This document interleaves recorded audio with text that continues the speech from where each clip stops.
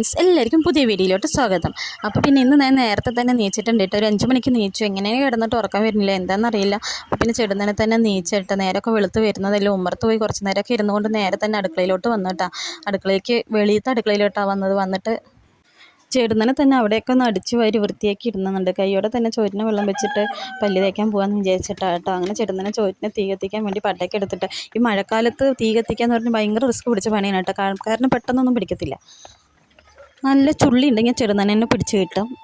ഉള്ള ചുള്ളിയൊക്കെ പകുതി മുക്കലും കഴിഞ്ഞിട്ടുണ്ട് കേട്ടോ. അപ്പോൾ ഉള്ളത് വെച്ചിട്ട് ഞാൻ ചെടുന്നനെ എന്നെ പിടിപ്പിക്കാൻ വേണ്ടി നിൽക്കാനായിട്ട് ചെടുന്നനെ എന്നിട്ട് പോയിട്ട് പല്ലൊക്കെ ഒന്ന് തേച്ച് വന്ന് വേഗം തന്നെ അപ്പോഴേക്കും വെള്ളം ചൂടായിട്ടുണ്ടായിരുന്നു. അപ്പോൾ തന്നെ അതിൽ നിന്ന് തന്നെ ഞാൻ കട്ടൻ ചായക്ക് അങ്ങോട്ട് തെക്കിയിട്ട് ചെടുന്നനെ അരി കഴുകി അതിലിട്ടു കേട്ടോ. ഒരു വെടിക്ക് 2 പക്ഷി പറഞ്ഞ പോലെ തന്നെ എനിക്കതിൽ 2 കാര്യം നടക്കും കേട്ടോ. ചോറും ആവും ചായയാവും. അങ്ങനെ തന്നെ പെട്ടെന്ന് തന്നെ ഞാൻ അരിയെല്ലാം അതിലിട്ടുകൊണ്ട് തീ കത്തിച്ചുകൊണ്ട് നേരെ പുറത്തിലോട്ട് പോയിട്ടാ. അപ്പോഴേക്കും ചായയൊക്കെ ഒന്ന് ആറ്റി വെച്ചേട്ടാ. അങ്ങനെ ഞാൻ വെളിയിലോട്ട് വന്ന് ഇവിടെ പിന്നെ വേഗം ഉമ്മറൊക്കെ ഒന്ന് അടിച്ച് വരി. രേവട്ടം കുളിക്കാൻ പോയിട്ടുണ്ട്. വരുമ്പോഴേക്കും ഉമ്മറൊക്കെ ഒന്ന് അടിച്ച് വരി വൃത്തിയാക്കി ഇടണം. ചെറുതിനെ തന്നെ ഞാനപ്പോൾ ആ ഉമ്മറൊക്കെ ഒന്ന് വൃത്തിയാക്കി ഇടണം. നേരെ ഇറങ്ങി പെട്ടെന്ന് വെളുത്ത് വരും ചെയ്തേട്ടാ. 6 മണി ആയിട്ടുണ്ട്. ചെറുതിന് തന്നെ 6 മണിയായി. അപ്പം തന്നെ വേഗം ഞാൻ അടിച്ചെല്ലാം വാരി കഴിഞ്ഞ് കൈയോടെ തന്നെ ഉമ്മറൊക്കെ ഒന്ന് തുടച്ചിടാമെന്ന് വിചാരിച്ചിട്ടാണ് കേട്ടോ. കൈയോടെ ഞാനത് എന്നും ചെയ്യുന്നതാണ്. അടിച്ച് വാരി കഴിഞ്ഞ് ചെറുതിന് തന്നെ ഉമ്മറ ഞാൻ തുടച്ചിടാം. കാരണം അപ്പുറത്തെ വീട്ടിൽ നായ്ക്കളൊക്കെ ഓടി വന്ന് കയറി ഇരിക്കാറുണ്ട് കേട്ടോ ഈ തിണ്ണയിലൊക്കെ. കാരണം നമ്മുടെ തിണ്ണ പൊക്കമില്ലാത്തതുകൊണ്ട് ചെടുന്നനെ കയറി വന്നിരിക്കും. മഴക്കാലമല്ല, പിന്നെ അതിൻ്റെ കാൽപ്പാടൊക്കെ ഉണ്ട്. അപ്പം ചെടുന്നനെ തന്നെ ഞാൻ അവിടെ തുടച്ച് വൃത്തിയാക്കി ഇടണ്ട കേട്ടോ.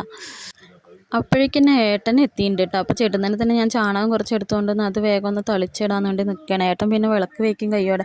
പിന്നെ ഏട്ടൻ ഇതാണ്ട് അപ്പുറത്തുള്ളിലോട്ട് പോയി കേട്ടോ. അപ്പോൾ ഞാൻ ചെടുന്നനെ വേഗം ഇവിടെ ഇങ്ങോട്ട് ചാണകം ഇങ്ങോട്ട് തളിച്ചിട്ട് കേട്ടോ.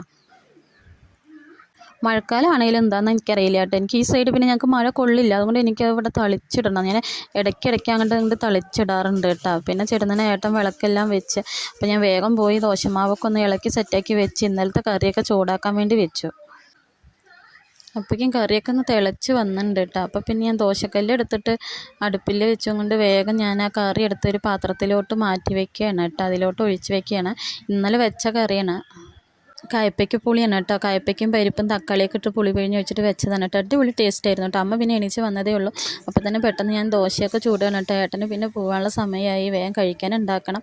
പിന്നെ ചെടുന്നനെ ഇത്തിരി ചമ്മന്തി ഉണ്ടാക്കി ദോശ ഉണ്ടാക്കി കൊടുക്കാമെന്ന് വിചാരിച്ചിട്ടാണ്. ഏട്ടനിക്ക് പിന്നെ 7 മണി കഴിഞ്ഞതും ഇവിടെ നിന്ന് ഇറങ്ങണം കേട്ടോ. അപ്പോൾ അതിനുള്ളിൽ ആൾക്ക് ഭക്ഷണം കഴിക്കണം. അപ്പോഴേക്കും ഞാൻ റെഡിയാക്കി വെക്കാം.